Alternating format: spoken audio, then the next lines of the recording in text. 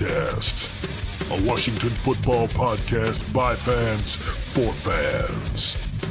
With your hosts, Jesse Martin. You want to play rough? Okay. Say hello to my little friend. John Taylor. Quiet, numbskulls, I'm broadcasting. And Keith Gray. The King, your Majesty.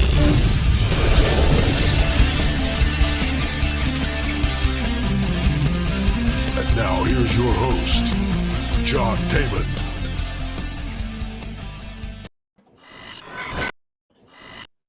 Here we go again. Hey, everybody, and welcome to us yet again another fucked up episode of the goddamn Bleeding Burgundy podcast. Hey, Keith was here for a second. There he went. And he's got his nifty picture there. Isn't that just nice? I don't know where he went, but I am your pissed off host, John Taman. And here we are again on yet another loser Monday after watching ourselves get our team get their fucking asses handed to them yet again. And I don't know anything else to say about that. So I'm going to say hey to my probably – how many cuss words you think you're going to throw out in the first minute, Jesse? I think the over-under right now is sitting on 62. Here's my cut. What the fuck is that? What the hell was that? What the hell was that? That's right. Yet another hell. What the fuck was that fucking goddamn game? All right, Jesse. That's all I got to say right there. That little tidbit is all I have to say. Yeah, we're here. We're fucking here. It seems like it's Groundhog Day, but yeah. It is Groundhog Day. We keep getting the same thing every goddamn week. I mean, I would say that you're right. It's early. It's only week 2. Yeah, every week is only 2 weeks, but it's not. It goes back and it just keeps going. What's up, Keith? There's my good friend KG Skins 26, my man on television yesterday, looking sunburned and sharp. Ah, thank you. Appreciate it. You look tired, though. You look tired. Are you tired? You look tired. I'm very tired. Yeah, very tired, man. So are you tired of watching? Are hitting today. You tired of watching back get sacked, or are you just tired? Oh, listen, man. Saturday, it just makes it worse for me. Saturday, my son's football team, my oldest son, they got completely demolished. No, the Bears went down. Okay, you guys are. Apparently, my Wi-Fi isn't fixed because you guys are freezing up. But if you're still hearing me, it's fine. We hear you. I was just. Don't worry. Well, since my Saturday, son's football team literally been a problem. My son's football team literally got trashed. They were 40-0. The team was just awful, played bad. And then I was there all day for my youngest son. His team won, but literally had to be there at 8 o'clock in the morning for a 9 o'clock game. And then we had to drive from Philly. We had to drive from New Jersey to Philly for my youngest son, and then from Philly back to New Jersey, and then had to drive to North Jersey for my oldest son's game just to watch him get completely demolished 40-0, and then have to wake up again, only 4 hours of sleep just to go watch our team get trashed as well. So yeah, you've had a shitty weekend. It's been a shitty weekend for real. Christ. I tell you something. Having had a son that played youth football, one of the things that I found really helped out when we had one of those smart-ass teams that was just beating the shit out of your team is you go over and you find the other team's quarterback. What is he, like 9? Just punch him right in the face. Just punch him right in the fucking mouth. He will definitely have a bad day. Everybody else won't even be worried about the game anymore. So, win-win. Yeah. And what's up, Scott? Saw you down there. What's up, Ref District? What's going on, Scott? Welcome, Scott and Ref District to the chat. Yes, we are live. Finally, we are live. We're starting to kick this off. Big shout out to Nathan for kind of helping us get this going. He gave us some behind the scenes tutorials on our new platform. So we're hoping to get this kicked off like our audio version. So slowly but surely. So, Nathan, just wanting to know if you have any tips that you can share with Jesse on how to properly light himself. Holy shit. He's either completely black dark or he's got this freaking spotlight on him. I think I should be asking you, where were you on the night of the 10th? Huh? Tilliard, what's up? How you doing? This is it's a process. Hey, my man Tilliard's here. Hey, what's up, John? Slowly but surely, it just gets better and better. So, yeah, we're excited about being live. Tilliard, for you guys, because all right, Scott's here, Tilliard's here. All right, this is yet another one of our English contingency. Nice. I don't know what it is about my podcasts, but we pick up English fans. John Tilliard is the official show mascot of the Old Bang Radio Hour. He was the first way back in the day. Way back in the day, I said, hey, anybody that's out there, because I saw all pins coming around the world who was listening to the show, and I couldn't believe it. So I said, if you want, go outside with a camera and make a little piece of paper that says "Hey Bang" and just walk around wherever you live and take a couple of pictures. And John Tilliard not only walked around Harrogate, UK, and took a bunch of pictures of us, but he took a bunch of pictures of himself with his cat. So, Nice. So, yeah, man, he's been with me forever. Good to see you, John. All right, nice. So yesterday was a fucking shit show. Yet again. All right, let's go with some initial impressions. Go ahead, Jesse, with your washed out self. Yeah, listen, it wasn't pretty. No, and really. I will say I jumped on the Bunker podcast with Andy and Freddie right after the game, and we had a good discussion. It was, feelings were pretty fresh. I think my stance still is the same. We got some issues. I do think the defense played better. It looked like they came to play, especially early in the beginning. The special teams seemed like they were a hell of a lot better than week 2. Our offensive line scares the living shit out of me. Well, you might be the only person on the planet that it does scare, because nobody else seems to give a shit that they're even out there on the field. Keith, That's what true. about your initial impressions? Yeah, 100%. Okay, first of all, when I walk down to my seat and the first thing I see is a guy named Wild Goose warming up, that's a problem. So I had to ask questions. And my first question was, who the fuck is Wild Goose? What the hell is this? Then Wild a Goose. guy next to me says, oh yeah, you didn't see William Jackson is he's on the injury report. Even still, what the fuck do you have a guy who's never played an NFL down in his life and didn't even make it through Buffalo Bills training camp? Look, as far as I'm concerned, nowadays, if you cut a draft pick, something's wrong. All right, there's only 7 of them now, and he was a 6th round pick and got cut. So that was I want to say something on that. I'm sorry, Keith. Just real quick. I like, since William Jackson III was didn't play. I'm sorry, but Ben St. Juice, he played his fucking ass off on the outside. Go ahead, Keith. I'm sorry. That's all right, man. We'll get to the Attaboys on that. So my second initial impression was when I happened to see our O-line out there and then the Phillies D-line on the first snap of the game, I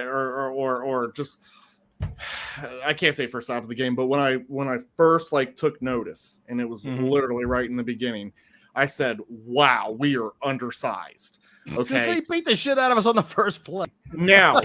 Now, obviously, we saw the results of the game, absolutely. But then the next issue that I saw, now I'm not like George Carmi. George Carmi pays attention to detail, and we kind of sit in the same area. So he saw a lot of signals and things going on that I particularly wouldn't pay attention to. But what I did see was our center standing, literally standing. Okay, hold on, I'm gonna try to see standing. Right.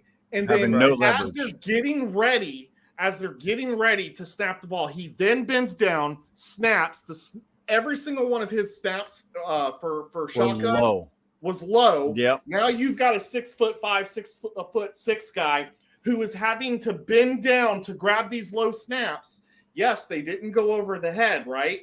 But he's bending down to grab these low snaps. That's disrupting timing there. And then by the time, because now he's not, we're in shotgun, so Wentz doesn't have to drop back.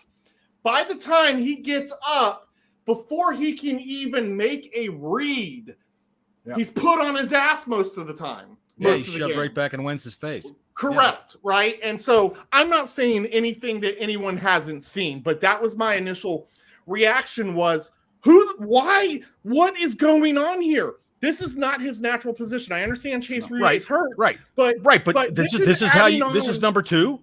This is adding on to the problem. This is our number 2. What is going on with our depth? I guess for me, because I don't get deep like a lot of you guys do, I don't have the time in my day to really sit down and write down, the ones, the twos, the threes, to really know what's going on. So I'm not expecting this in a sense. In all game, Wentz was on his fucking back. And I'm not saying anything that we didn't see, but I was just like, this is a problem. And what was screaming to me was depth. Depth is a problem. Okay, Keith is in a burning car that just drove off the bridge going, hey, something's not right here. We're not prepared. We're not prepared for injuries. Like, I mean, if I would have paid attention to this during the off season and really did my research, and I know I sound like shit when I say that, but I'm just a regular fan, man. I'm no analytical person. I'm not going to break every single thing down, but I was disturbed. And this was just in the beginning of the game. Then I'm gonna wrap it up here on this one, boys, because I know you're ready to talk too. But I take a look at the defense, and shockingly enough, they're keeping us in the game in the first quarter. Sure. But eventually I said, and I kept telling my buddy John, I kept saying, if we cannot sustain drives and this defense has to come out every 3 and out, this defense is eventually going to give up points because we're not good enough to continue to shut up, Andy. I hate you. Shut up. This is what I hate about going live. Shut up. Why do you hate him? He's about the. I mean, dude, you're going to probably be an idol to millions now. So I'm fired up, boys, because all day long I've just been reading, man, and I've stayed off of it. I know, and it's a good choice. Yeah. But so I knew that this was going to happen. Now, did I see 24-0 halftime? I didn't. For them to score as quick as they did towards the end of the second quarter, it was disheartening. And we, at this point, my 25% of hope of winning this game was actually completely gone. It was somber. It was like the apocalypse in our section. And you could look at all the other sections, man, and it was just numbing. But go ahead. Well, dude, I picked them to win. I picked us to win. Right? I figured they were going to have. I figured they were going to have matchup troubles with our wide receivers, which for a little bit of time there, they did. Terry actually had a pretty decent game after he got out of the second quarter. But look, the offensive line is understaffed, and what we're seeing is that one injury destroys everything, and that is a load of shit. Whose job is this to fucking do this? How is it that we have some guy named fucking Wild Goose that's starting at goddamn cornerback? The man's never seen an NFL field before in his life and was cut. Ron keeps pulling in. When we've got injuries, Ron goes fucking dumpster diving. He says, let's see who's on somebody's practice squad that nobody's ever heard of and has never fucking played. Why doesn't he go sign a veteran somewhere that can at least step in and can say, oh yeah, by the way, that oblong thing is the football. I know what I'm supposed to do about it. We did sign a veteran this week. He just Nick Martin.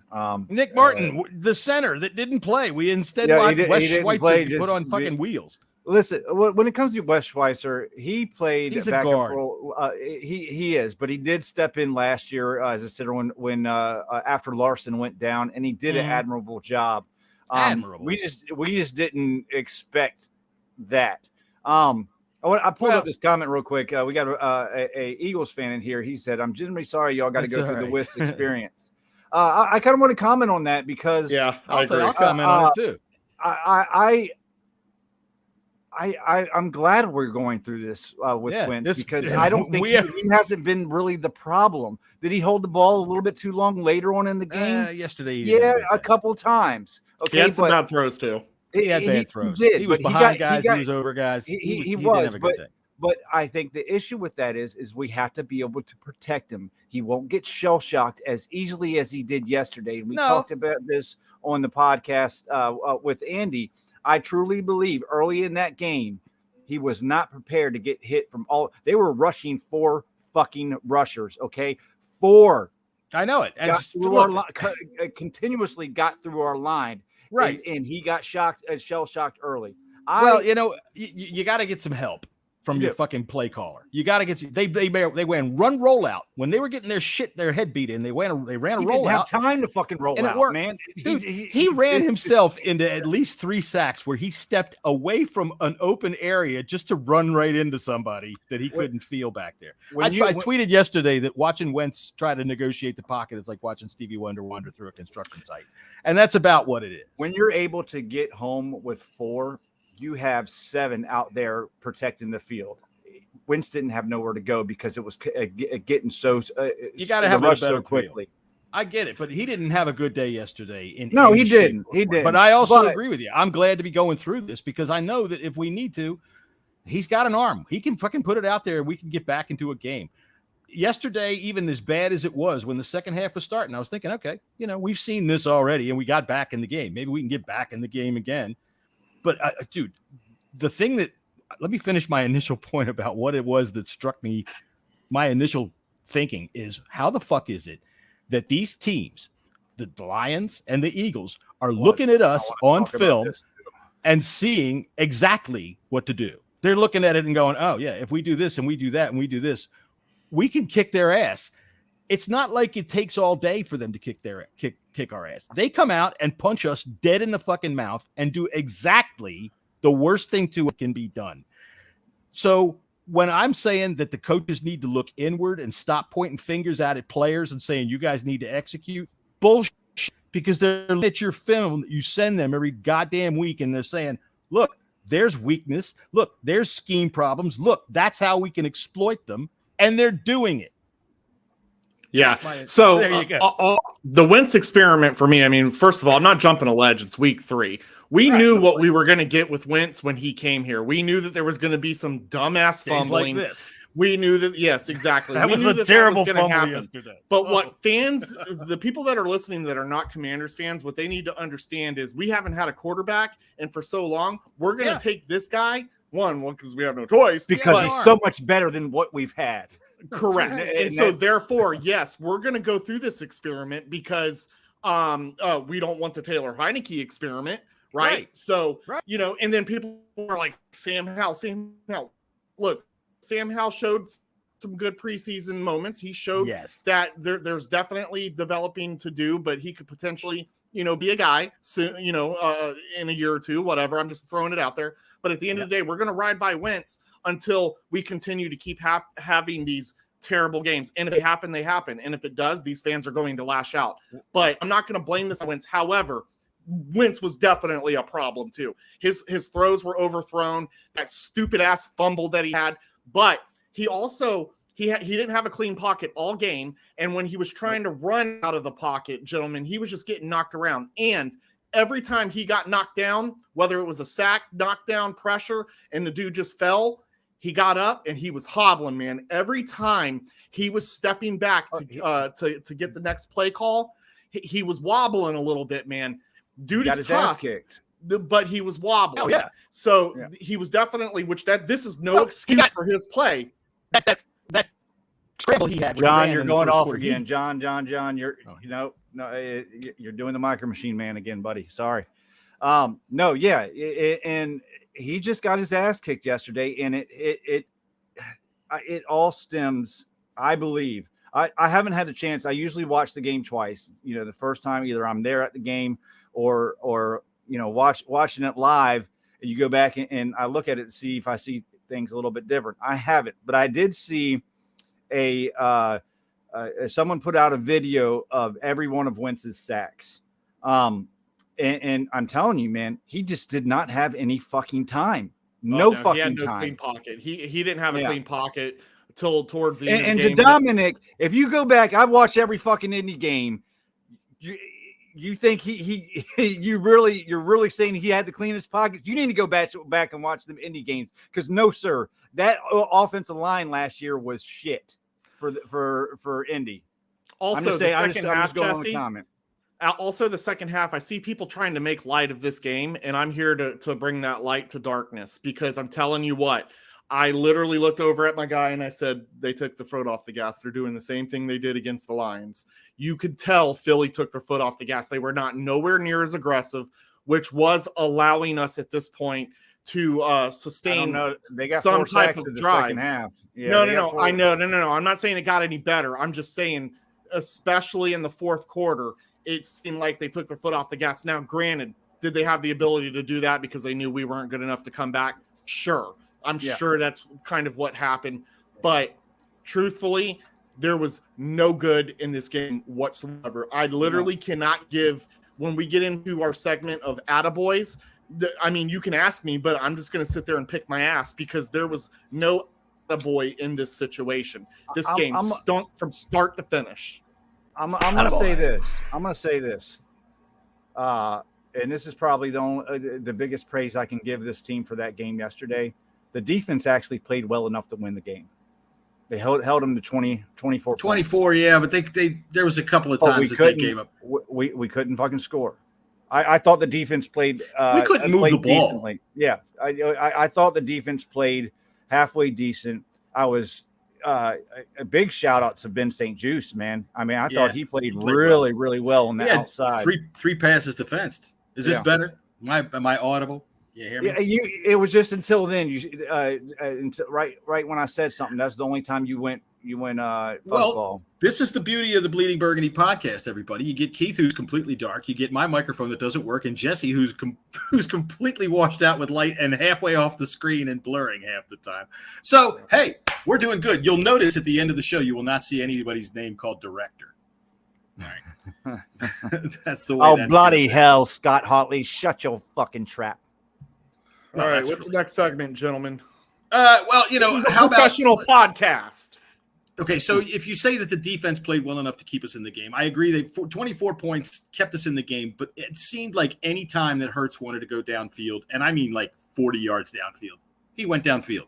All right, there was only a couple of that they broke up that way, and he really decided to do it quite a bit. How many deep shots did they take? 6, 7? I don't remember many deep shots, to be honest with you. I mean, there was a lot of close ones that I mean, Fuller was on. Yeah, Fuller was on the defender, very close to the defender. But Devontae Smith had a fucking goddamn acrobatic circus fucking catch. He did. He caught Fuller's arm.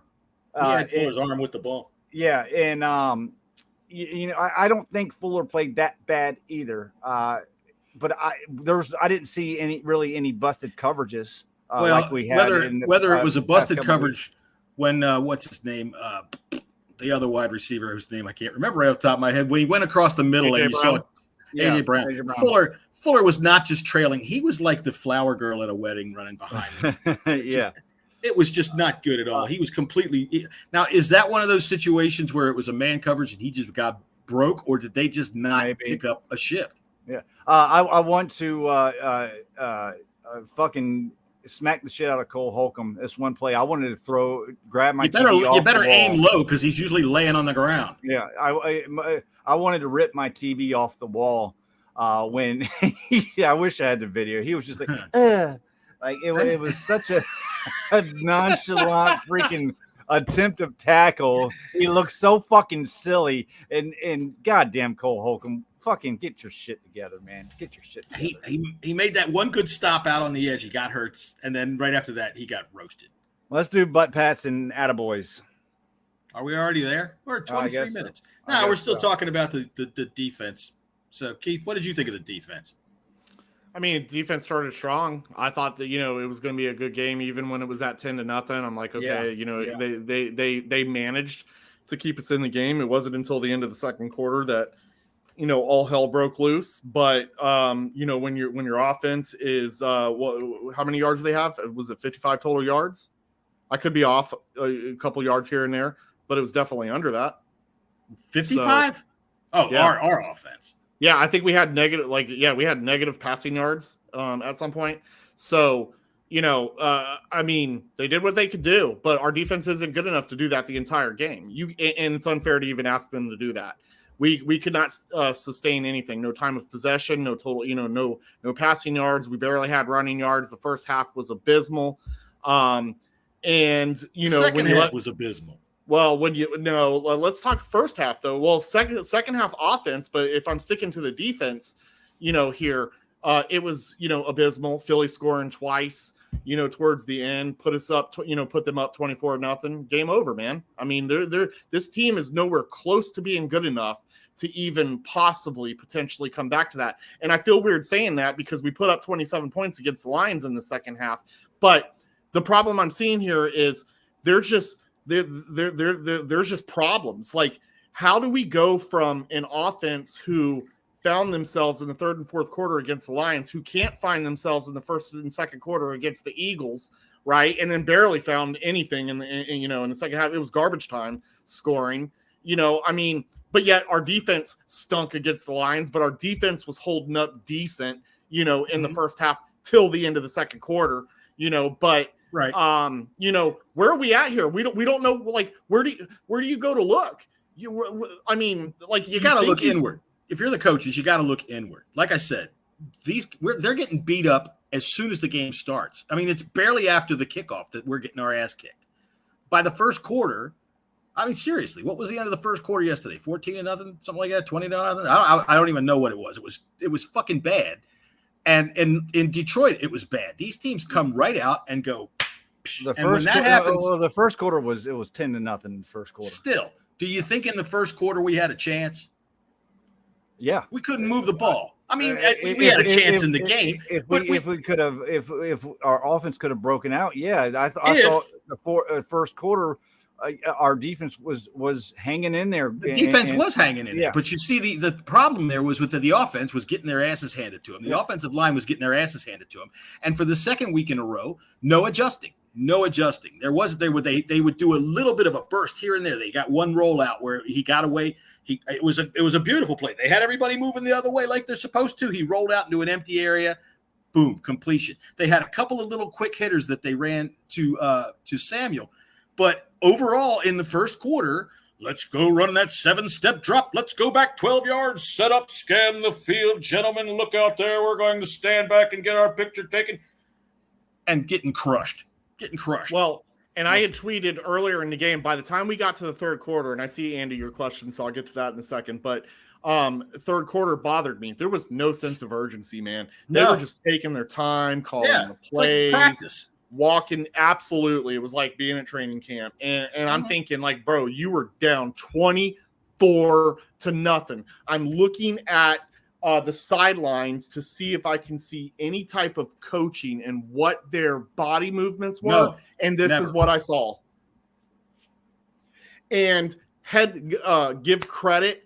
It all started falling apart when that deep throw that wasn't a catch. Right. But Ron threw that challenge out too late. Hey, heads up to the Eagles for getting down there and running a play. They knew that wasn't a catch. Listen, but our sidelines over here playing patty cake trying to figure out what's going on. Hold on a second. I got a bone to pick with that because, listen, I think people freaked out way too fucking much over that. That's a 45-yard completion. You don't freak out too much over that. No. I'm talking about the fucking challenge flag. Listen, I was waiting for confirmation, bro. Yes. Make that own decision. No, because every time Ron does upstairs, sometimes you're on. It happened on your fucking sideline. You're watching it. Sometimes the coach has got to immediately make a decision, not wait for someone upstairs to make that call. And that's exactly what happened. Go ahead. Can I talk? Go ahead. Okay, listen. It was fucking bang bang. Well, I was talking, and then you interrupted the. I was actually fucking talking first. I was actually talking first, and you interrupted me. But okay. Shit! I swear to God. No, the fact of the matter is the shit was bang fucking bang. Who you don't know if fucking Ron's eyeballs was right on the fucking ball. You don't fucking know that. And every goddamn challenge flag that Ron throws, he rarely ever wins a fucking challenge. Rarely ever. Go back and fucking check it. He doesn't. Did you mean loses or wins? He never wins them. Wins them. This is where it's man. Okay, so the fact of the matter was, whether it was a smart play on the Eagles, which it was, to run down there and snap the ball, they still had to get down there 45 yards and do that. Up in the booth, somebody's got to be faster. Somebody's got to be better up in the booth. You just can't afford. But you can't afford that. They're at the 15-yard line. Listen, the defense is playing all right, and that's a smack. It was still fucking early in the game. We kicked off fucking sometimes when when you receive the ball in the first half, the other team fucking gets the goddamn ball. Okay. When time runs down and you need timeouts to try to score because the other team is fucking receiving the ball, you need those timeouts. So yeah, I do not have any fucking problem with Ron not throwing the flag on time. None. I think it was way fucking overreacted by this dumbass fan base that fucking overreacts over every goddamn thing. And that's it. No, I disagree. Fucking way fucking overreaction. I will disagree with that. It was a long deep pass. Shit. It happens all the fucking time, man. It happens all the fucking time. This is not a team that can absorb that kind of thing, though. They can't absorb that kind of thing. And I when that happened, I was. What the fuck is that?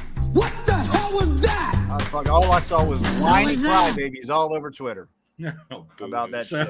Well, that was me. I was whining and crying. And, whoever's fault it is, if you're saying to me that Ron rarely wins challenges, okay, well, then somebody is making a fucking problem. Somebody's a problem. All right. That's all there is to it. And this is the whole thing that I've seen so far this year. They point outward. They don't look at themselves when it comes to finding the solutions to problems. So Andy asked a question, and it was specifically to me, but let's all three answer this because I think that it's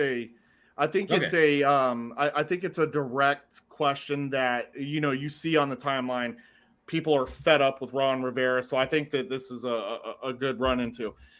Reading that question, my answer is it's week 3. I'm not panicking. No. Do I like what I've seen so far? No, I do not. But at the end of the day, what are you going to do? You're going to fire the guy who's going to take his place. So you roll until you figure out where you're at the end of the season. It's week 3. We fans know. We saw this last year, and I'm not saying we're going to repeat that, but we saw this last year. We saw where we were down and out, then all of a sudden we won games that we shouldn't have won. In a row. Yep. We're automatically in the race for a potential playoff push. So, no, I'm not making any hasty decisions. I'm not going to push blame on Ron. Not right now, at least. I mean, it's week 3. It's way too early. That to me is insane. People are just fed up with what's been going on. I know people are saying that it's year 3, and we haven't seen any changes. Sure, let the man finish out year 3 to really make that year 3 decision on your opinion on how you feel. So me, I'm not panicking. Other than I just wish that we need our guys back, man. We need Chase. We need B-Rob. We Chase Rouillet. Like we're in trouble because we don't have depth that can play this game right now on a high level. And thankfully, we do have a soft schedule that helps us a little bit. But at the end of the day, we need our guys. We need our best guys out on the field, and we just don't have that. Our best guys some of them aren't very good, and they're in critical positions, especially on the defense. Well, yeah, players have to execute. Coaches call, players have to execute that. Some guys can't execute. Cole Holcomb can't do what they're asking him to do, and I said that from the outset, and it's obvious. But in terms of Andy's question, I'm not panicking about Ron. I mean, I'm not happy with what's going on. I asked the question on Twitter today, how long should a rebuild take? All right, we're watching the Dolphins 3-0, kicking the shit out of the Bills, coming back on the Ravens like that. Those are two teams that are potential AFC championship fodder at this time of the season, right? The Dolphins just fucking made easy work of both of them. So the Chiefs lost to the fucking Colts. What the hell was that all about? So yeah, it's weird. But how long does a rebuild take? All right, we're in year 3, and the thing is this: we're in year 3, and we're watching them get pushed around like fucking school kids that just learned how to play the guy. Keith, they look like the Bears out there. Your Bears, right? They're a bunch of 10-year-olds out there trying to play football. So absolutely, we've been rebuilding for 30 plus years.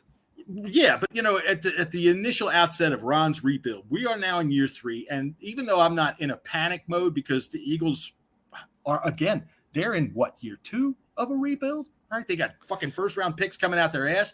They have spent money, and they still got something like $23 million under the cap already for next year. They're doing things modern, all right, and that's where I'm probably at right now. I want to see the Dolphins have an innovative young head coach who's fucking pushing that offense. We have old school guys who run old. Some guy said to me today that, Jack Del Rio's defense worked in 2002 and 2012. And I'm like, that's 20 and 10 years ago. All right. So I'm not ready to fire Ron. He gets the season. But other coaches, you better do your job. And it's not JDR this week because the defense did step up. Yeah, no, I've been saying this, unless it's like a 2-15, 3-14 type of season, Ron gets his.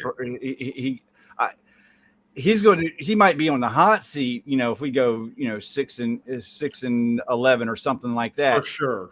But I don't see him at all whatsoever getting fired. I mean, he's not on the hot seat right now. There's just no way. Scott Turner's not on the hot seat. Jack Del Rio is another issue, I don't think you're going to fire him mid-season. I just don't think we have anybody else. What about the guys above him? On the defensive coaching staff, you could take a look at a Marty Hurney and a Martin Mayhew. There you go. People are talking about our talent, and these are the guys assembling the talent. So that's definitely something that could very well change in the offseason. Maybe Ron kind of puts more with the team itself and the coaching aspects, and maybe lays off, dealing with the personnel, and maybe gets his hands a little bit more on the defense than he is, because he's letting his coordinators do what they do. And he should. That's the right thing to do. You let your coordinators do their job. But if your coordinator isn't doing the job, again, I'm not coming down right now on Scott Turner because it's early. We've seen that they can put up yards, and we've seen that they can put up points. You got to make adjustments quicker. That's what you got to do. You got to do that. Yeah, I think we've seen pieces. Now, this game, we've seen a little bit of the defensive playing together. You take that half the second half of the Detroit game, and the defense of what we saw yesterday, then we could probably string some fucking wins together, because they just got to fucking pull it all together. We've seen the offense. We've seen it be able to move the ball. Yeah. We just got to put it together for 4 fucking quarters. And for more they got than to find their identity. They got to find their identity and run with it, and like, build the strength on that.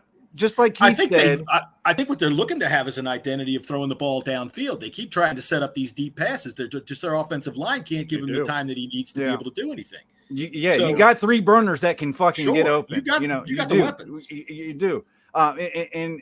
Shit, I had a point. Keith said something I totally agreed with. See if this helps. Fucking A. Yeah. Shit, I forgot. Fucking. I hate when that happens. Oh well. All right. Moving on. So So why don't we just do butt pats and head smacks? Let me play the thing here. Butt pat, attaboy, head smack. Get out of here. All right. So there you go. There's my nifty little intro for butt pats and head smacks. Jesse, you got any butt pats that you're giving out on the offense? Listen, I'm not not on the offense. No, not today. No? Okay. No, not any butt pats today for the offense. Well, we're going to go clockwise and up. So I'm going to give one to Terry, because Terry did end up having a decent game yardage wise. I want to see that out of my number 1 wide receiver when things aren't going well. I want to see him start to try to put the team on his back. All right. I want to see him try to carry things, but he was about the only one that I will give a butt pat to on the offense. I mean, Samuel tried hard. They didn't have chances.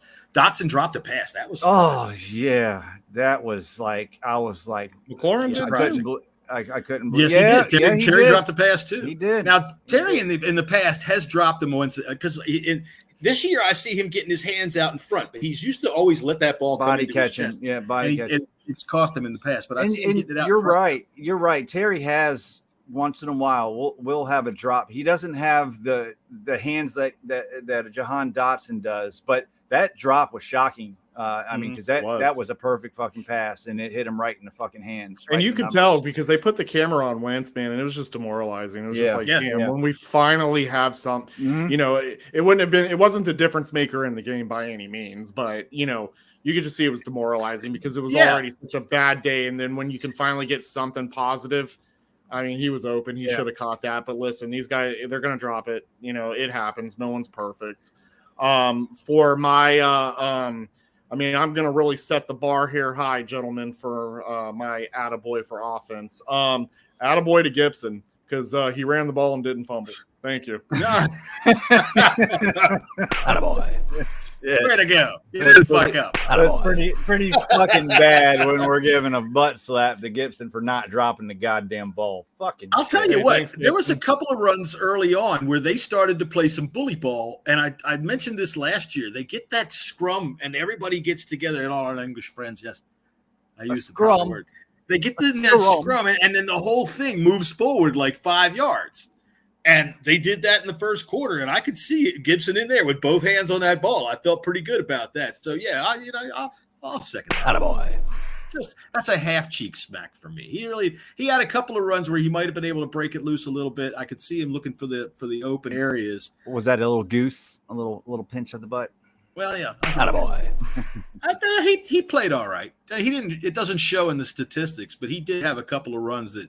I think they blocked him well. Once Robinson comes back, I think it's going to open up a lot of other stuff for Gibson as well, too. I do think that this offense, there is another level to this offense that we haven't seen yet because I hope so. I just know that it's to protect the quarterback level. I hope we get there. Yeah, I just know they had big fucking plans for Brian Robinson and when he got dude hurt. was out warming up on the field yesterday. Oh, did y'all see the videos? Dude is I'm Superman. Sure. Keith, did you watch him? It was probably by your side or by the end zone. He was out there making cuts and fucking catches passes from Jennifer King. He was looking good. He was looking quick. Jennifer King's got a arm. She does have an arm. She was throwing bullets, man. She does.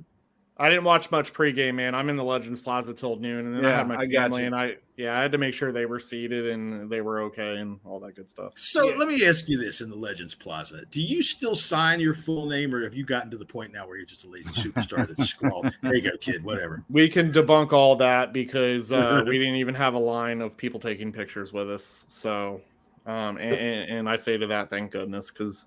That stuff just makes me feel weird, man, because I don't want people to get the impression to think that I'm some kind of celebrity. Well, I tried to not sign that kid's jersey in football, man. I told that kid, I'm like, my signature holds no value, right? And you have a Chris Cooley.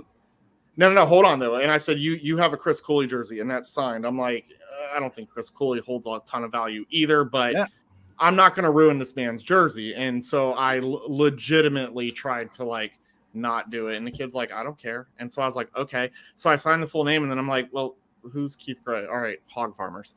I should have just signed it Hog Farmers, but you're on regional TV, man. You're famous. Sure, you're on regional TV. You were seen from Delaware to Richmond. Well, let me tell you, because obviously I live in the area of Philly, and they're watching the game here. Man, between the DMs, the texts, it was insane. It was insane. So now I'm being treated like 5 seconds of fame here from these people that know me in my neighborhood and the football teams and all that. So you honestly, that was the brightest spot of my day, was the fact that I sat there and I looked like an old goofy man just standing there. But hey, it is what it is. You did have a fan yesterday. You had a lady that came down and said some things to you with the Hog Farmers. It was probably one of your biggest fans, I thought. What happened? Tell us what happened yesterday at the game.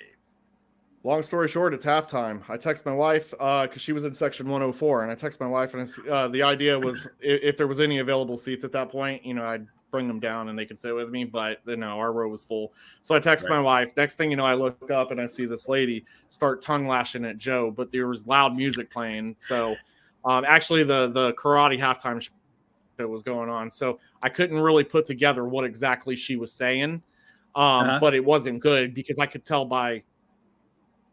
Are you guys? Am I I'm here. Again? You're good. Okay. You're good. Okay. All right.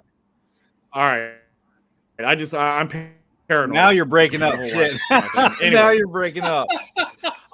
So he said something, and the guy at Xfinity watching. Went, oh yeah, that's right. All right. I think it's caught up. Go ahead, Keith. Oh shit! No, it's starting to. Of course. Now when we get to Keith's great story. I know. John was telling me. I didn't know what was happening. John was telling me about that woman. Good now. We can hear you. Your video's a little slow, so go ahead and talk. Describe this woman. Oh well, Jesus Christ! This is like when your dog has a new trick and you try to show it to somebody. Your dog just lays the fuck down. Yeah, it's gone. Okay. You're gone. Anyways, so shut up, John. God damn, I'm trying to tell a story. Oh, now I'm just giggling over here. Now he hears me laughing. Yeah. All right. We can't hear you, buddy. I can hear everything you guys are saying. Everything. Well, Andy said, "Welcome to America, where Wi-Fi sucks. No chance of a cyber attack." Actually, you don't get broken up. You're just behind. So go ahead. Let's see if it comes through now. What about now? Yeah, go ahead. Can you hear us? Yeah, I can hear you guys perfectly fine. Anyway, so she was tongue lashing Joe. I was watching his expressions. I could tell it wasn't a good conversation. Then she looked over at me and told me to take off my gear, that I'm a pathetic fan for not standing and cheering for our team. And I just looked at her and I said, "Lady, we're down 24-0. This has been a horrific game. We're not going to come back. Go back up and go bother someone else." So describe this woman. Describe her. I can't. I'm not going to. I won't do that. Like, I'll call it out to public, but I'm not going to call anyone. It's someone who's definitely on social media who knows where we were, because she came over from section 109. And the thing was, really? She did. And how I knew that was because that was her big bragging point. I walked all the way over here from section 109, or excuse me, section 101 to tell you guys that you're pathetic. You don't deserve to wear what you're wearing. Stand up, cheer for your team, you pathetic fan. Well, anyways, Chris and Jeff had apparently, or when it was halftime, they walked up to go get food. Well, when they came back down, they were like, "Hey, did a older lady come down and start abusing you guys?" And I said, "Absolutely, they did." So then they told us the story, and apparently they got cussed at and got told the same thing. And I'm just sitting there mind blown at this whole thing. Like, and what really blew my mind more than anything else was I was like, "Oh, great. At the end of this game, now I got to hear Eagles fans too." Oh, when I left after we scored, I left. Honestly, the Eagles fans were cool. They were just like, "Hey, man, nice get up." Like, cool. Like, for once, they were respectful. And I'm like, my biggest challenge today was from our own damn fan. Wow. Yeah, I heard there was a lot of fights that was. Did you see any? No, I did not. There was at least I think 6 or 7 broken up cops involved fights in the stands. Yeah. Oh well. What else you gonna get? I've been lucky the last few times that I've gone. I haven't seen any fights. I haven't had any problems at all the last few times that I've gone, and we'll see. But yeah, some old lady came down, and you boys are terrible cheerleaders. Does she realize that you're not really actually employed by the team? My God, back in my day, we would pull up our top when the other team was on the field just to see if we could get them out of their shorts there. And you guys aren't even trying. I'm just not. My thing is like, what do you want from me? Like, did you want me to hop the barrier and give a motivational speech and risk hell time? Like, what did you want? If you had any balls at all, you take off that bib and you jump the fence and run across the field. No, man, listen, I love dressing up. I love doing what I'm doing with the hog farmers. But when there's no need to cheer, there's no need to cheer. Like, I'm just sorry. Like, I'm not that guy. I've never been that guy, even before the hog farmers. Imagine sitting over in section 109 and not watching the game, but looking over. Look at those guys over there. They aren't even trying. They're putting in no effort way over there in whatever section you guys are. Yeah, it was wild. I mean, it was 8 sections over. Like, wild. Look at them. They're terrible. They aren't even trying down there. Are we ready? Are we ready for head smacks? Yeah, let's do some head smacks. All right, Keith, go ahead first. Who's getting? No, wait. We need defensive butt pats. And I have one other butt pat that I'm going to give this week, and I'm going to give it to a guy that I never thought I would. But I'm going to give to David Mayo. That dude had some special teams hits. Look, yeah, man, he had some fucking whomps on drilling people. He was drilling people. Yeah, I was impressed with the special teams unit. As long as he stays off the defensive side of football, yeah, and he's all right. Believe it or not, you took my guy, so I'll go ahead and go with my backup. Since we've beat this guy up a lot so far this season, I'm gonna go ahead and give it to Jamin Davis. Yes, he took my guy. Yeah, he played substantially much better. Yes, yeah. They credited him with 2 sacks, even though I'll tell you what, somebody was complaining about that today about it sounds kind of cheesy. He chased him out of bounds one time, and the other time Hurts slid. Which he slid. I think he didn't fall. He slid. Well, not slid. Jamin Davis was coming across the field like Davis a closed in on him though. That's why he quick, slid. man. Yeah, that was Davis would have knocked his fucking head off if he Yeah, he didn't. would've. So that's still a sack. Third sack in 2 games. I think we have found what Jamin Davis does well, and I hope JDR realizes it. He's so quick. He looks lightning fast on the fucking screen. And and I hope he continues this ascension because yes, the past 2 games he definitely has looked better, and he has definitely stood out. Yeah, let him pass rush. Yeah, it's what we've been looking for. Absolutely. Yeah, Jamin Davis definitely deserves a attaboy. So does Ben St. Juice. I thought I was a little worried about him, but then I thought about what we saw from him in his rookie season with the limited time that he was on the field. He was picked on. This was going back to last year, but he was still right there, like right there. Right there. This year, he was stuck on them like white on rice, and freaking. I think he had 3 pass breakups. 3 pass defense, yeah. And he definitely deserves a pat on the ass. Attaboy. You know, And I when think he you had have a breakup Fuller in the here, end zone, didn't he? Yeah, He did. absolutely. Yeah. When Fuller was here as a rookie, he was rated like the best slot corner in the league. Okay, and then we traded him. So when he comes back, we put him on the outside, and we put St. Just, who is clearly better on the outside, in the slot. This is where I have problems with what the fuck goes on when with we our first defense. got Fuller back, he did play on the inside a little bit. He also played on the inside in Kansas City, and actually that's why they moved Fuller to safety because he was not playing good as a slot corner in Kansas City. Okay, well, flip back over here. He did play some slot corner, but they moved him outside because he played better outside. I guess he lost it a little bit. I don't know why, but yeah, he was a great slot corner for us his rookie year. And then I think he got hurt, didn't he? Yeah, I think he maybe did. He got hurt. He came back. He played a little while. Then we traded him. He was part of that trade for Alex Smith. Well, I'm going to give my defensive butt pat to fucking Daron Payne, and I'm not touching his butt because that motherfucker is a beast, and I don't want him to hit me and hurt me. That dude, severely underrated. Oh man, he's been an animal all year. The safety. Yeah, every time he makes a play, I put up a picture of the thing from the Fantastic Four because it's clobbering time. He's just going in there and mashing people. And the safety, I thought he was going to eat that running back. I thought, oh my God, he's going to kill that man. Please, somebody get slammed the police that man down too. Like you could tell. Before he slammed him, he fucking rocked him around pretty good for a while. Yeah.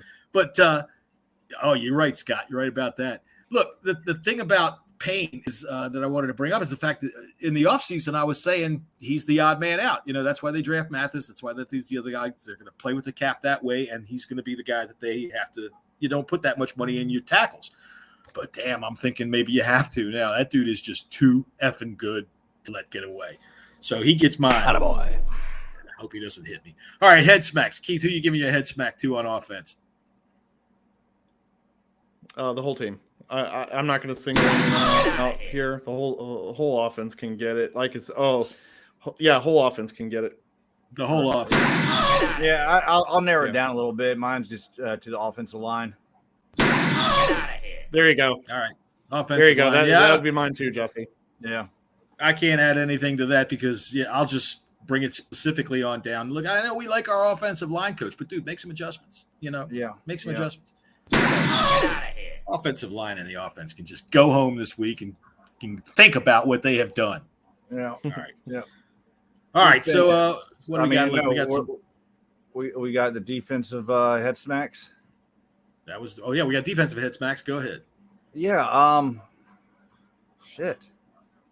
I don't necessarily have one. Well, really. Listen, they didn't play great, but I don't want to give them a head smack because they played better, and it's got to count for something, man. For my head smack, it's not even a head smack. It's Captain Invisible. Look, I got this picture today. This is a lovely shot of Montez Sweat fishing. There he is. Look at him, just as fucking as visible as it. So, dude, come on. You're a first-round pick, and you really don't make much of a presence back there. I mean, the people telling me today, pressures and this and that, pressure that. Whatever, man. Get home. Get the fuck home. Cause a fumble. Do something. Fucking affect the game. Wait That's a second. what I want to see. I do have a head smack. I'm fucking so sorry. Oh, you're so sorry. Cole Right, fucking so- Cole fucking Holcomb. The week. Um, right. How can that we forget that? I wish we had the video of that pathetic play, that pathetic attempt of a tackle. I mean, it looked like he was like doing a half-ass belly flop off of like a tiny diving board, and just Yeah, we need to ask him. You gonna be the victim or you gonna be the prey? He's both, and he is both on a weekly basis. All right. Yesterday, he made one play, so they were gushing about him on TV for a second, and then literally, like the next play, he gets beat for a touchdown. Oh, he didn't cut his hair for his wedding. I wish I had some scissors and got close to him. I would cut that shit off. Who cares about his fucking hair? The He dude can't probably tackle, beat the shit. right? Yeah. All right. So, once again, here's Keith, you got one? Montez Sweat. Yeah, I fishing. got two. So Montez Sweat was gonna be my original, and basically I was just gonna say Montez Sweat reminds me of a big monster on Scooby Doo, and then when you catch the monster and you pull the hood off and you find out it's just a poodle, man, because this dude has not done anything. All right, so since John already called Montez Sweat, I'll go back to the Fuller. I believe it was McCain as well. The Fuller when Devonta Smith had that ridiculous catch. Fuller and McCain got beat on that one, and I wasn't happy with that at all. That catch should have never have happened. But to Devonta Smith's credit, that was a great catch, man. And the man came right down. I mean, you could tell he was injured up a little bit, but that plays like that shouldn't happen. Yeah, well, that's obvious, and he's fast. Go ahead. I hate praising the other teams, especially our division rivals, especially the fucking Eagles. But goddamn, that was a fucking crazy ass catch. That was such a good catch. Great catch. That's for you for praising the Eagles. It was a great catch that I think could have gotten stopped. Yeah, it could have gotten defended, but he burnt him. He burnt him, and McCain just couldn't catch up. I mean, Kendall Fuller was behind him, and I get as he was coming down, Kendall's Fuller arm was there at that point. But I mean, when the receiver jumps in the air like that, yeah, that's going to give Fuller a few seconds to a second or two to actually catch up to the play. But at the end of the day, man, that dude was in there, had that ball caught, making them two guys look stupid. Yeah, the Dolphins kicked it in the butt of his own guy. But we're going to talk about the NFL. I think we're going to try to do this on Saturday afternoons when everybody's bored. It's like 5 o'clock, and the game that you're watching on CBS is now 52-0, and they're trying to tell you that college football, has these great matchups all the time. So we're just going to talk about the NFL. We'll make picks and we'll do that kind of shit. So we'll talk about the Dolphins then, because I think those boys are real. Hey guys, yeah, I think I do too. Hey, Dave. Hey guys, you like gambling? Oh, I guess I better read our commercial. John, tell us about BetUS.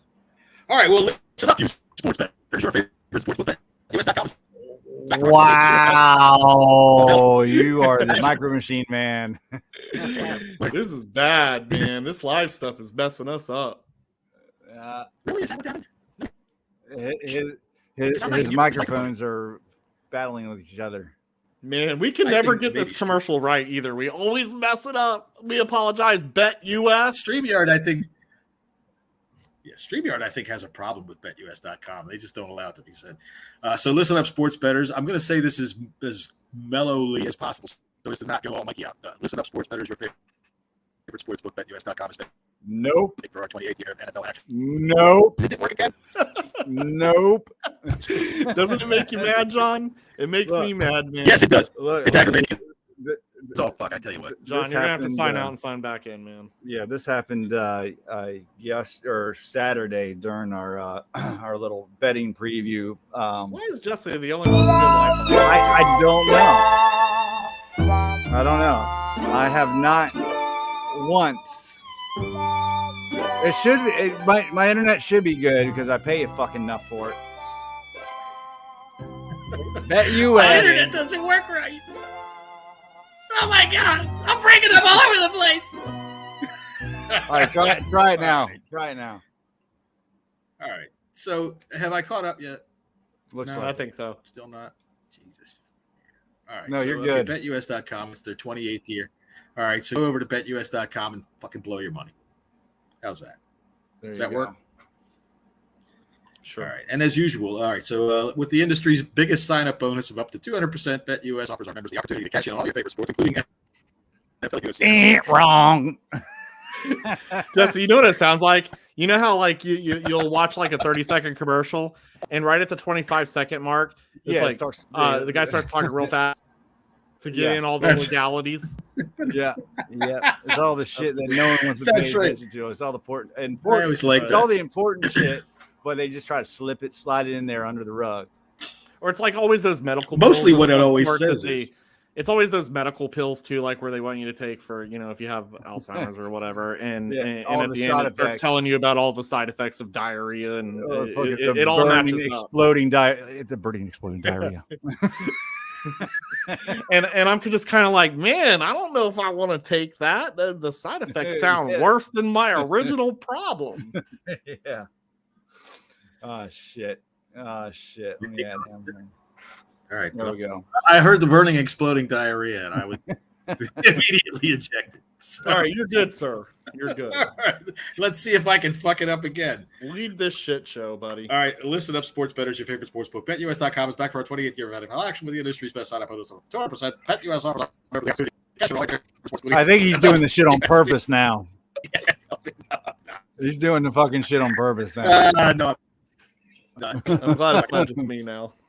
Hey, we'll get That's this. how I feel. We'll get this Saturday. Go to fucking BetUS. You get a fucking 125% added to your 200%. 200% added deposit bonus. Anyways, sorry, BetUS. What's next on the agenda? There we go. Listen, hey, we got this thing. This. How about that? There you go. There you go. That? Fuck it. All right, moving on. Hey, Scott how do I sound earlier? that? I'm terrible. You're good. Earlier in the chat, I wanted to kind of bring this up a bit. It says, genuine question from our buddy from across the pond, Scott Hotley. Have you revisited your views on the wins and loss total since our predictions show? Miss seeing you guys and all the, even though in a massive overreact, or what the fuck are you talking about, mate? I don't know. That sounds like something we would do on a Friday or Saturday. I do. No, okay. Let me dumb this down a little bit. All right. We all made our predictions. I think I had us at 9 wins. Keith, you had us at 10 wins. John, you had us at fucking going 17-0. We had 12. 12 and 5. Have we? I was channeling Tim Meek. Have we come? Have you come off that a little bit? Yeah, I think I've probably come off 12 and 5 for sure. Especially since I got the Lions game right. If I would have gotten because I picked them to beat the Eagles. If I'd have gotten that right, I'd have been crowing. But no, right now I'm not crowing at all. I said 10 to set the bar high, for me as a fan. But I figured that 8, 9. So I imagine that I would hope that we're kind of at that 8 range. I'm sticking with. I'm sticking with. I mean, not be nice, like I'm satisfied with that, but you get what I mean. Ron Rivera's teams always get better as the season goes on. But and this goes back. This goes back about to 12, 11 more wins though. So this goes back to early days in Carolina as well. I'm staying with my 9. Listen, I still gotta have faith that they're gonna put it together and be at least an average team. And somehow possibly slip in the back door of a wild card. Yeah, so I'm not going to come off my 9 wins. I'm not, because we're going to win a game that we're not supposed to. I guarantee you that we're going to win a couple games that we're not supposed to, like the Green Bay. We were close to beating them. What was it last year? And then Gibson fumbled. So. Yeah, I'm gonna stick with my 9 wins. I think I want to hear you talk a little bit more about slipping into the back door. My favorite. Does Keith have anything to say to Jason Wright today? Because we know he listens to the podcast. Oh, we should talk about people. No, commenting. I don't. Listen, I'm gonna leave the office guys alone. Listen, from what I've seen so far this season, the fan experience has gotten a little bit better. There's still improvements to be made. I'm not going to beat up on The Office. I'm going to beat up on the assholes that are tweeting at Jason Wright and at Ron Rivera. Yeah, like they're going to fucking listen tacky. to a goddamn word that you say. Okay, listen to this. Sit down and shut the fuck up. No one gives a shit what you say on fucking Twitter. It's not real. It's not the fucking real world. It's just not. They're not going to listen to you. They're not going to take your fucking points in you're telling at Jason Wright, fire Ron Rivera. You think Jason's actually going to look at his fucking phone? Oh my God. Shit talker 6954 is telling me I got to talk to Ron and tell him to straighten his act up. Suck my ass, you fucking idiots. Sit down and shut the fuck up. Shut up! Shut up! Sit the fuck down and shut up! Shut up and sit down. You shut up! Just sit your ass down here and shut up. I thought that tweet that Keith put out, was it last week, was so fucking funny about these people at Ron. About like Ron's gonna, like you say, he's gonna look at his phone and go, "Oh yeah, maybe I should throw it a little bit more to this guy." it's yesterday I think I told you I got called out because I said Cosby got his ass kicked, and some guy said, "Oh, why don't you add him?" Dude, how important do you people think your fucking opinions are? Holy shit, we are fans talking on social media. What the fuck? Us fans, listen to this. I can't be more clear. We are stupid. Well, not only are we stupid, but Jesus Christ, I'm a graphic designer. You think Ron or fucking Sam Cosby needs to hear from me about how I thought he played? And when I tweeted that, I knew the rebuttal was going to be, well, he needs help. Somebody needs to tell him something, But at the end of the day, like, come on, man, like, stop adding these guys, man. It's just tacky. Like, look, it's stupid. I particularly hate to go on there and bash, and I try not to do it on this podcast. I know that you guys do. I try not to, only because I do represent the hog farmers. So I'm trying to be respectful, but also at the end of the day, I'm also a fan. And so I'm still going to fan and give criticism where criticism is due. Right. But it's my personal choice to do it respectfully. You guys, you do it how you do it. You guys are your own people. I'm not going to tell grown men, don't say, don't call people burnt toast. And, that's on what you guys do. But to sit there and at these guys, man, it's complete trash. Just have a conversation, man. Just have a conversation amongst fans about your displeasure. Tagging these people, not that it's hurting their feelings anyways, but tagging these people is just so tacky, man. Just stop it. It's nonsense. I think that's a good term. We could coin it right here. Thanks to KG Skins 26. It is taggy to be doing that. Well, I talked so much, I had phlegm in my throat and I couldn't swallow it. So then, therefore, I couldn't enunciate my words. He's not going to call anybody a burnt piece of toast, but he's going to tell us all about his fucking snot problems. Jesus Christ. You need your priorities checked here, buddy. Lord. All right. So I think, all right, we're over an hour here. We got anything left to talk about? Sit downs and real quick. Go ahead. What do you got? Yeah, real quick. Let's talk about our two choices of the mascot real quick, boys. Spend a quick minute. Yeah. So we got the hog or the dog, man. What's your guys' pick vote? the hog. I picked the hog. It's got to be the hog. If it's the dog, I'm gonna fucking throw up. Oh, for God's sakes! You know what's extremely. You know what's slightly frustrating on this, and I didn't come up with this on my own. I read it and saw it, but why are they putting them in the old uniforms? Like, can we just have some kind of consistency, man? Like, our jerseys don't even match. They're all different. Can we just put the mascots in the new uniforms, please? I think that would be a good idea. I mean, I know it's not that big of a deal, but it just gives people the reason to just continue to keep coming at the people that make these decisions. By the way, if you don't like the I didn't even notice and you prefer the old uniforms, your best bet is to at Jason Wright, who is Jay Wright, and be sure to at Ron Rivera and let him know what you think about the passing game. Yeah, so of course my choice would be the hog as well, and I know there's some name choices in there. There's like Boss, Major. There's some weird ones too, but really Boss and Major were like the only things that I feel like could go either with the dog or the pig. Like I don't have a dog in this fight.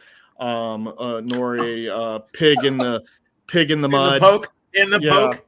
You got a pig in the poke. But I mean, obviously, does it make sense to the team? Yes, the history, but does it make sense to the Commander's name? I don't really necessarily think so. The dog, I think, makes more sense. It's just weird, man. It's very confusing, just like our fight song. Everything is just very confusing. I just wish we would have just started over. And yes, you could still put in history, but move on to new branding of everything. But look, we've ran through the mud on this one, so I'm not going to get into it. But and also, gentlemen, let's be honest here too. They're introducing this, and I said this a long time ago. So JP Finley mentioned it just recently, or not JP, some other guy who's now turned negative. I forget his name. He's Jesse local Martin. national. Well, no, but yeah, probably. But no. All jokes aside, you're making this announcement at a weird game where we're celebrating the offensive line of the Super Bowl teams. Watching our offensive line get the shit it's not kicked out of spelled right there, and so that to me, I'm going to be honest, that to me questions if there really is a true vote, and I'm just going to keep it real and honest, in that. But at the end of the day, I have no dog in the fight. Whatever mascot it is, hopefully it's a good one. Hopefully the kids love it, and that's all that matters. I thought like the the mascot hog. wasn't going to be the voting wasn't going to be revealed until later on in the season. I didn't know they were going to have it week 3. I thought for some reason it was going to be like week 14 or 15. They changed that. I think it doesn't really make any difference to me one way or the other. Well, they might have, Jesse. They might have, because they also out of nowhere yesterday announced that we're going to wear the black jerseys. Yeah, that wasn't on the.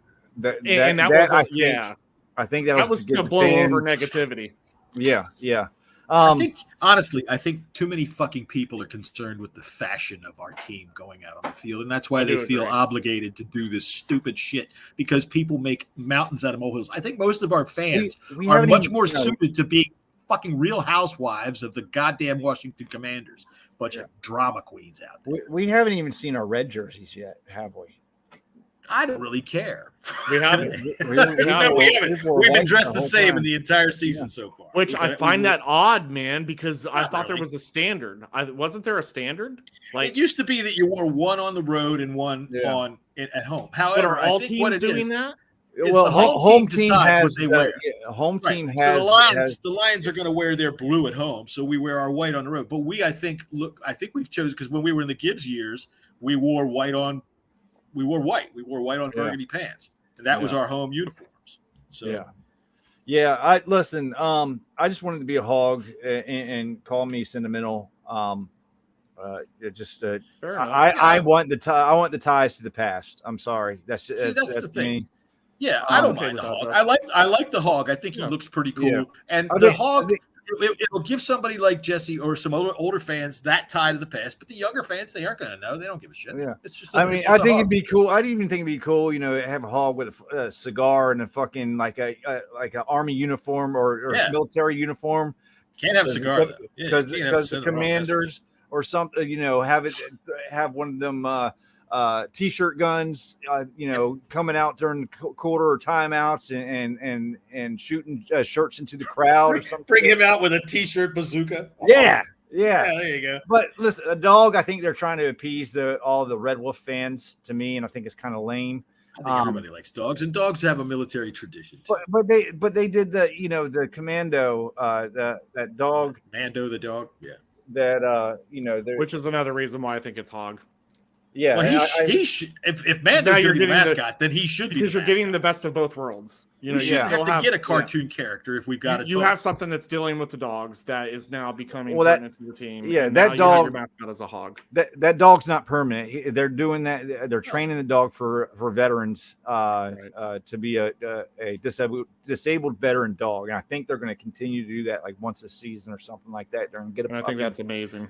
Yeah, I like that too. So it somewhat gives that crowd that wants to see a dog that heroic, feel good. And then for us fans who, miss the history, miss the name, miss the things behind it, we'll have that feel good nostalgia with the hog. So I'm with you there too, Jesse. Yeah. It will also, because honestly, I will say Hog Farmers made the right decision by keeping the name, because it's not our problem that the football team name changed, right? And that now there's really no hog relation to the Commanders. But with that said, having a hog mascot, and I know people already call us mascots anyways, it doesn't hurt our feelings. It is what it is. But having that little tiny connection again to make us feel like we're not like oddballs either. Yeah. I think I gotta helps as well. I gotta tell you, Keith. I think that if you and the rest of the hog farmers would do a little bit better job of cheering and trying to get the crowd fired up during these games, we probably could have a better hog representative. Well, you know what was funny too? I really feel Chris did this on purpose. When he brought us all over, he used to get yelled at. Him and Jeff would get yelled at all season. I know I talked about this where they stand up all the time. When they stand up, I have to stand up, right? So there's always people behind me that are like, sit down. Well, for this game, Chris's mom, which is an absolute amazing lady. She's so cool. She was just joking with me. She's like, hey, buddy, sit down. And I'm like, look, I just got yelled at halftime for not standing up. Now you want me to sit down? Like, I can't win. Section 109 is wild, man. That's what you should have said. You should have said, shut the fuck up. What the fuck's the matter with you? The Chris's mom. That's right. Sorry, Chris. Although you shouldn't feel bad, because Chris was on here Saturday saying that if the Eagles, if the Commanders won, they were going to make you eat doo-doo. He called the word doo-doo. He was in the chat on Saturday. He said you were going to eat doo-doo. So I guess that's your role in the Commander. Your role in the freaking hog farmers has been revealed. This guy's always trying to make me eat doo-doo, man. I don't. I'm like the stepchild of this group. You know, if you want to name yourself after hogs, you got to root around in some shit. So, anyway, all right. I'm gonna need to get. I need to get on the road.